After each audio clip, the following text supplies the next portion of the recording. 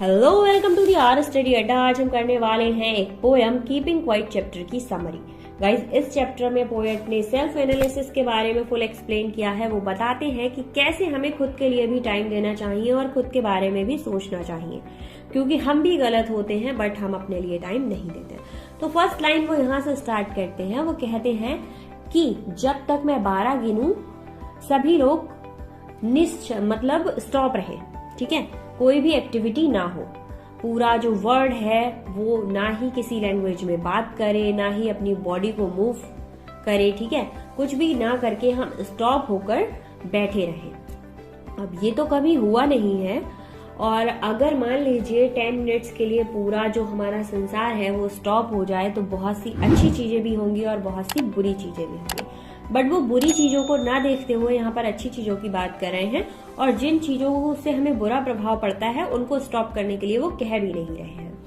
वो कहते हैं कि अगर मान लीजिए कुछ मिनट के लिए हम अपनी हड़बड़ी, अपनी जल्दबाजी, इन सबको रोकें, सारी machine, laptop, generator, AC, fridge, cooler, TV, इन सब के साउंड को बंद करें, इनके इंजन को बंद करें और स्टॉप होकर अपने बारे में सोचें, तो ये जो टाइम होगा जब हम अपनी फैमिली के साथ बैठकर इस टाइम को एंजॉय कर रहे होंगे, तो ये स्ट्रेंज जैसा होगा, बट हाँ, इसमें हम हैप्पी हो सकते हैं, अपने बारे में सोच सकते हैं, अपने लिए टाइम दे सकते हैं। फिर कभी जो पोएट है वो एग्जाम्पल देते हैं समुद्र में मछली पकड़ने वाले मछुआरों का। वो बताते हैं कि कैसे एक दिन मछुआरे अगर मछली पकड़ने नहीं जाएंगे तो कितनी सारी व्हेल जिनकी हत्या हो जाती है और जिन्हें बहुत हार्म होता है वो बच जाएंगी, और मछुआरे भी अपनी फैमिली के लिए टाइम दे पाएंगे, बहुत सी अच्छी चीजें होंगी उनके साथ। सेकेंड एग्जाम्पल वो सेट करते हैं कि जो नमक बटोरने वाले लोग होते हैं वो अगर एक दिन नमक नहीं बटोरेंगे तो उन्हें पता चलेगा कि उनके हाथ में जो चोटें हैं वो इस नमक की वजह से है, और वो खुद के लिए कुछ सोच पाएंगे।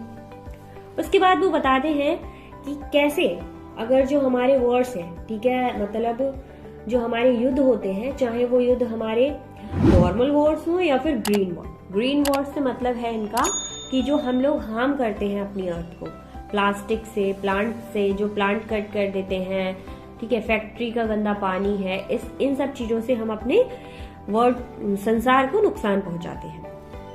अब ये ग्रीन वर्ड्स को भी अगर हम कुछ टाइम के लिए स्टॉप करें तो कितना ज्यादा प्रॉफिट हो सकता है हमें।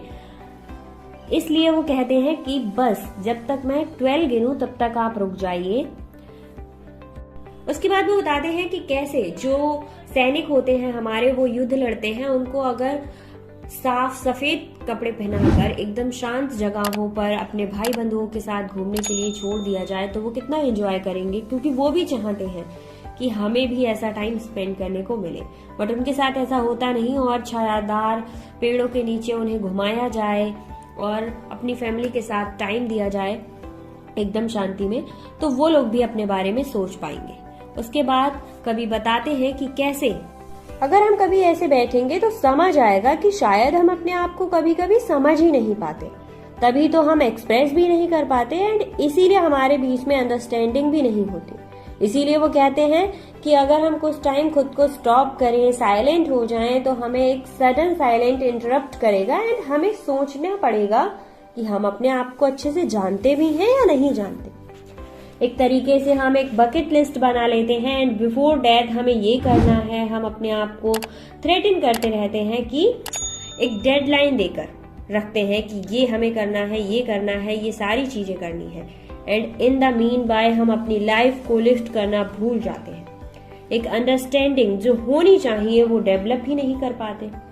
उसके बाद पोएट जो हमारी अर्थ है उसका एग्जाम्पल देते हैं और बताते हैं कि कैसे इसमें सीजन का चेंज होता है, डे नाइट का चेंज होता है, प्लांट छोटे से बड़े होते हैं, नदी झरने होते हैं। तो ये जो हमारी अर्थ है वो हमें बहुत कुछ सिखाती है और हमें इसे सीखना चाहिए और अपनी लाइफ को पॉज देना चाहिए। कुछ टाइम सोचना चाहिए क्या हम सही हैं या गलत, ठीक है, हमें हमेशा काम नहीं करते रहना चाहिए।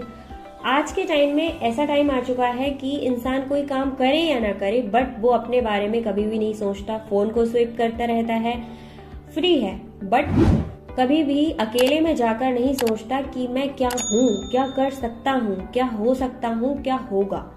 ठीक है, वो प्रेजेंट में जीता है, बस अभी फोन चला रहा हूँ या लैपटॉप चला रहा हूँ या ये है। वो ना फ्यूचर के बारे में सोचता है ना पास्ट के बारे में।